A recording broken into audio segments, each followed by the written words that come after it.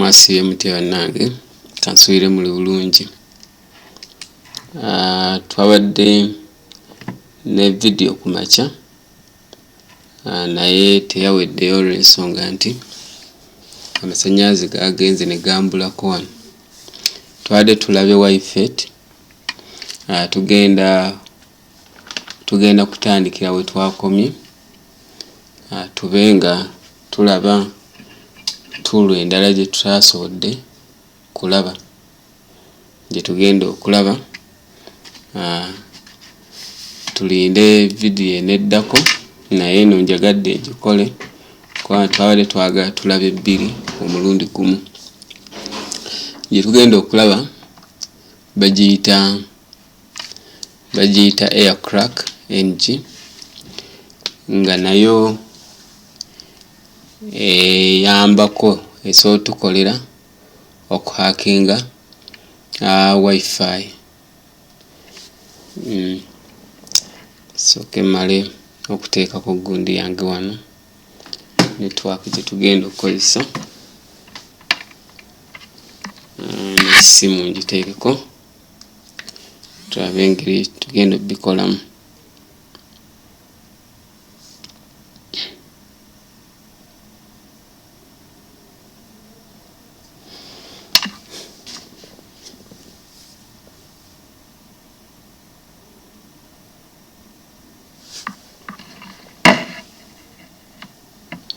Kale tuje tugenda okukozesa bagiyita Aircrack NG, nga eno Aircrack eringa package number, erimu tools endala ezirimu nyingi, teri yokka. Mulimu air dump, mulimu airmon, mulimu air dump NG, mulimu eziwera. Gye tugenda okulaba kan connectinge n'essimu, bagiyita batya scrap, naye tugenda gyetaaga. Tujja kuba tugyetaaga. In fact kansooke minimizing, tujja kuba tugikozesa nayo tool eyo. Alright, tutandike. Tusooka ne tukebera network yaffe.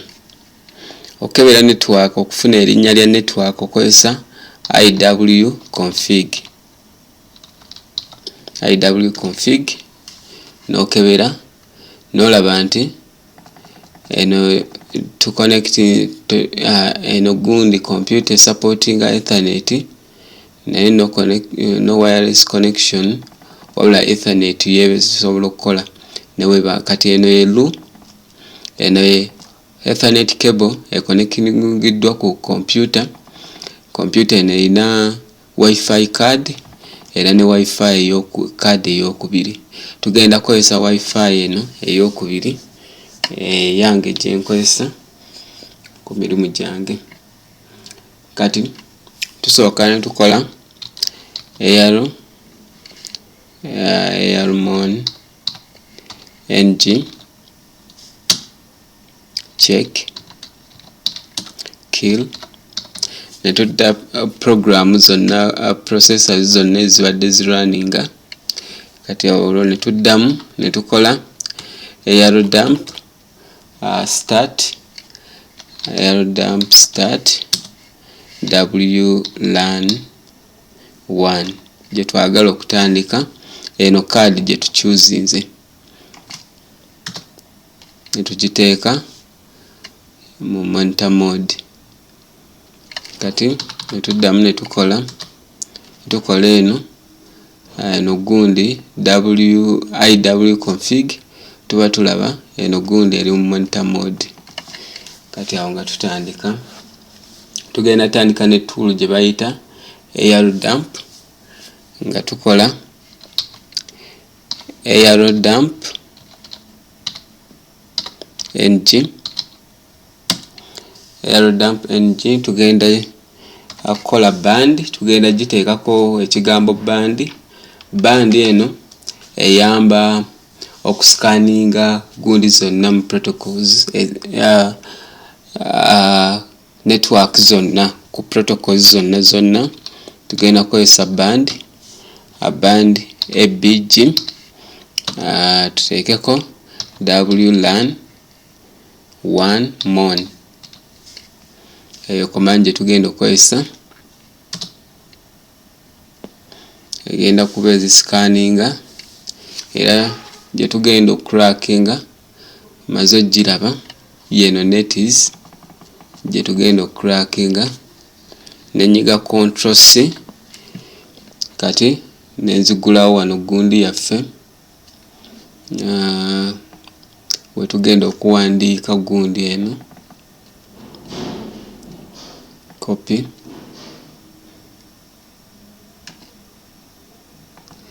kale gye tugenda okujjako tugenda kujjako bino tulekewo channel eri ku channel 6 eno tetugyetaaga eno security neno tetugyetaaga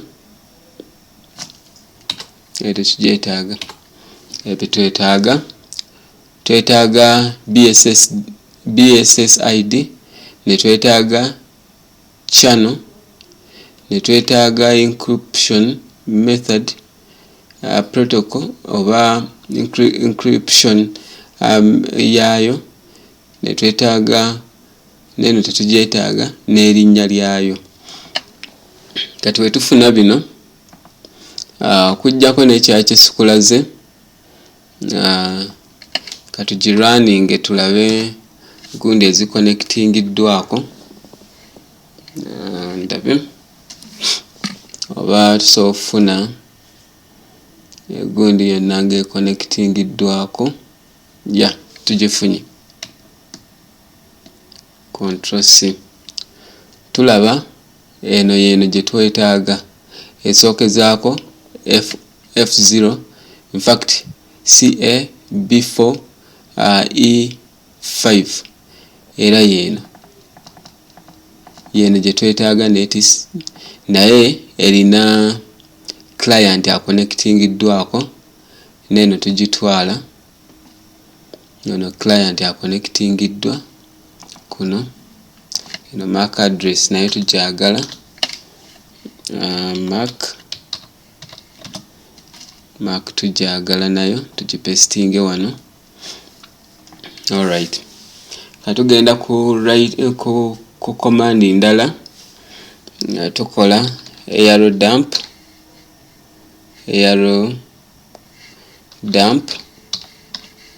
ng kati when specifying channel nti channel 6 channel yaffe channel 6 channel yeno gye twagala eno column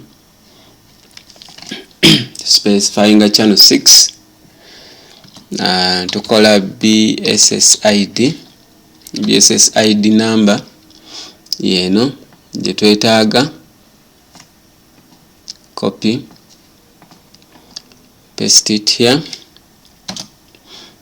Ekirala kye twetaaga file gye tugenda bino obiwandiikamu. In fact kangende mu home we tuba tubikolera eno file esigale mu home kijja kuba kitwangwira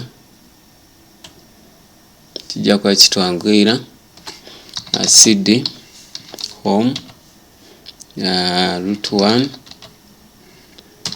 ls yawe wano wetwagala tubeere nze mpestinge. Okay, tubadde wano file gye tugenda okuwandiika tuyinza ogiyita in fact tuyinza ogiyita tutya giyite tutya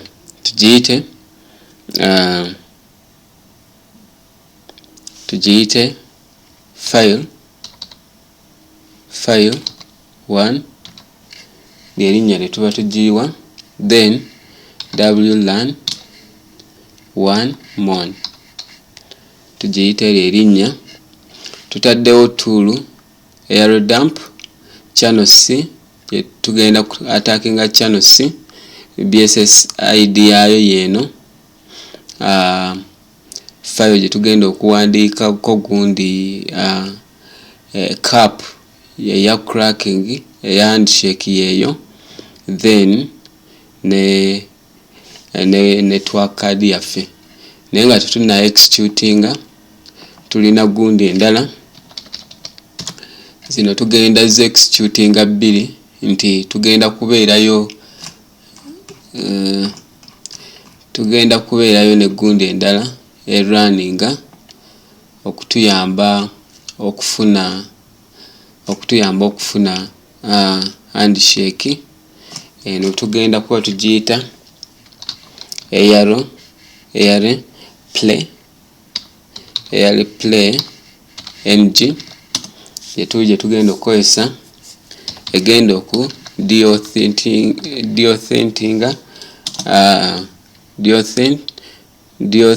tusinza okukola wano teba verbose oba echo tereetera bantu kumanya nti waliwo hackinga. Wotateekako wano n'ogirekanga bweri, oba ogenda kujjako abantu bonna ku network bonna baveeko. I mean wotateekako MAC address oba ogenda kubajjako bonna ku network, ekitegeeza baba tebagenda kubanga bakozesa network. Kambalage tugenda kikola bwe tuti in fact tugitufuule, tuyinza gifuula tu naye tugifuule wano kubanga wano eba tewawaaza, teraga nti waliwo omuntu ali ku network eyo. Kati wetumala tukope eno tugyetaaga BSSID, tugyetaaga tugiteeke wano paste. Tumala gipestinga tuteekewo MAC address eya machine econnectingiddwako, gye tuteeka wano eya machine econnectingiddwako. Nabagambye eno station econnectingiddwa ku network eno gye twataakinga. Kanziremu nkibagambe, eno ye BSSID, eno yessimu econnectingiddwa, essimu gyembalaze nga tutandika, ye MAC address yayo. Kati netuddamu netukola wlan 1 mon. Tugenda ku executinga commands zino bbiri omulundi gumu. Wesiteekawo gundi eno, wesiteekawo MAC address eno, ekitegeeza tuba tugenda ku deothinga, tuba tugenda kujjako system yonna. Abantu baba router tebasobola gikozesa, eba egenda kubeera off. Tegenda kubeera off naye network baba tebagenda kukozesa. Naye tetwagala bantu balala babenga bali affected, twagala muntu omu essimu yokka yebeere efuna ekizibu ekyo okubanga connection terabika. Y'ensonga lwaki tutaddewo MAC address ya ssimu eno gye tuba tu authentic, gye tuba tujjako yokka. Ngenda kibalaga ndowooza kano newe kavaawo, kana tugenda kwetaaga don't save, tugenda kwetaaga eno terminal, naye tusooka ne tu executinga eno command negenda maaso. Ng'ekyagenda maaso neno ne tugio authentinga, tekikoze nga we mbadde nkyagala. Leka ndabe 1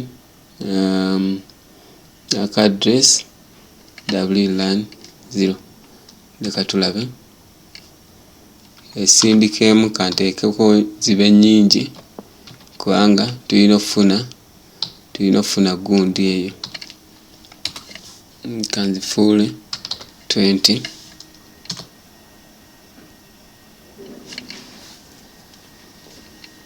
Tulina okufuna handshake eyo. Kati tugende ku ssimu yaffe.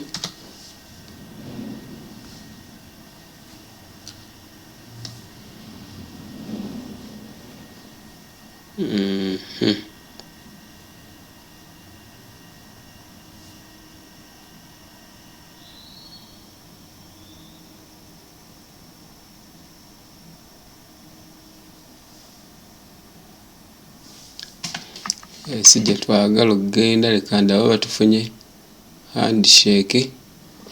Tufunye handshake. Handshake yino tugifunye. Tufunye handshake gye tubadde twetaaga. Tufunye handshake yaffe gye tubadde twetaaga. Kati tusobola okuyimiriza the oath. Fact neno tugijjeko. Kati wano tuba tusobola okuziyimiriza. Tulaba wano kansooke nkibalage. Tulina handshake yino tugifunye wano kweno router. Ne tuba BSS ID yeno. Ne tuba ne MAC address yeno. Kati tekyasobola kufuna internet.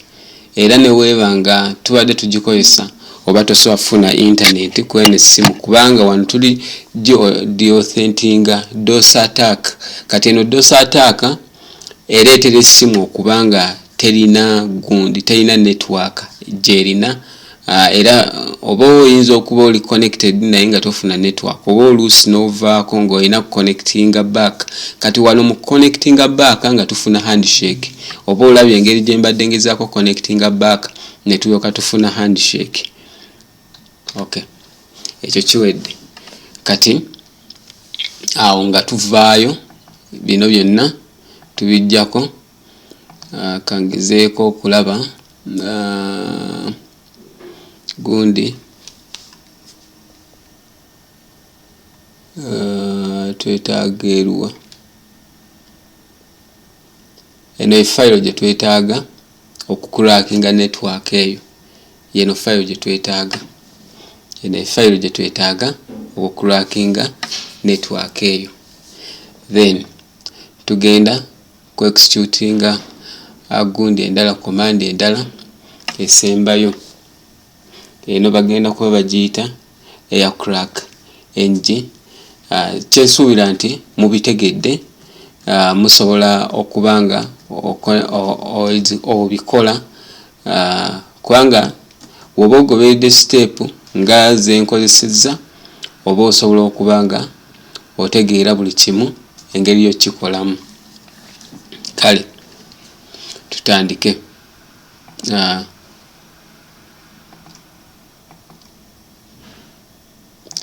Netaaga koma gundi.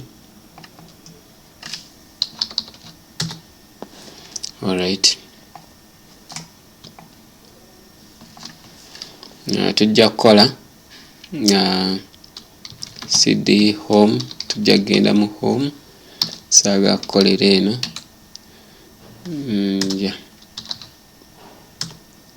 pwd. Alright. Tugambye twetaaga file cap. Twetaaga cap. Eno cap gye twetaaga. N'ekirala tulina ne word list yaffe gye tugenda okukozesa okukuraakinga eno password. Word list yeno wano gye tulina. Kati tukikola tutya? Tukola aircrack ng ne tumentioninga word list yaffe. Word list yaffe bagiyita crack.txt. ye gye tulina network, erinnya lya network network bagiyita nets. Libadde nets saali kutte. Ne tuteekawo BSSID yaayo yabadde etya? BSSID leka ndabe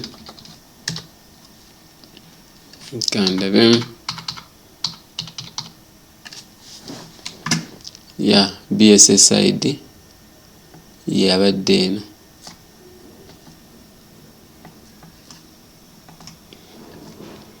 Tuteeka wano kati ne cap neno cap file .cap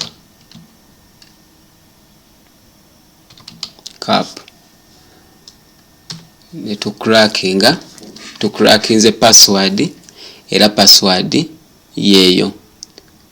Singa zibadde nyingi zibadde zigenda ziyitawo wano nga zibala ne password zabadde ntono zinataddemu. Kati yeno password yaffe nad@delight je tucrackinze password yaayo. Kati oba ogiconnectingako just tusooke tuveeyo airmon ng stop wlan 1 mon.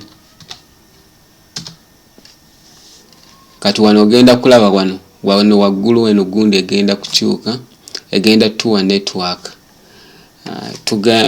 Tuzaako command gye tuyita service network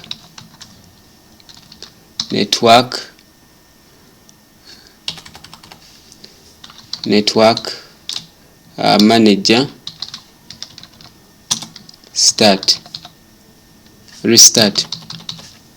restart. Eno gundi eno egenda kyuka kubanga wano tetulina network wano waggulu wano.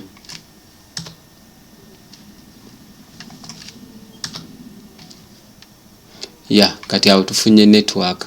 Kati oba oyagala giconnectingako ogenda wano n'ogenda mu network n'olonda netis. Olonda netis oba osobola okugiteekamu password yaayo. Password tugambye bagiyita batya? nad@delight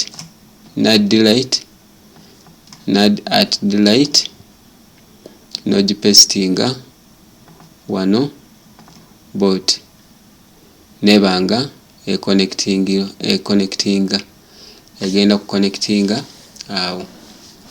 Kale kyekyo kye tubadde tukola. Wi-Fi card yange eno yerinamu obuzibu. Kino kiri ku Wi-Fi card yange naye nga password kati awo osobola ogiteekamu. Newe nkikulaga mu ssimu kankikulage mu ssimu ogenda kulaba nga password yennyini gye tuyina.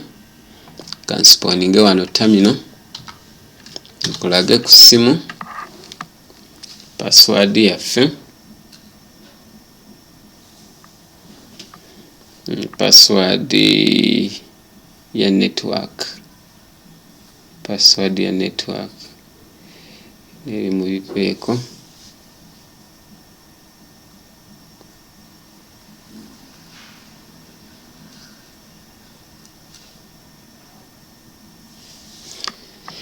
Yiyo ya password ya network gye tulina yeeyawo. Kale ekyo tukimaze. Bwotyo hackinga network.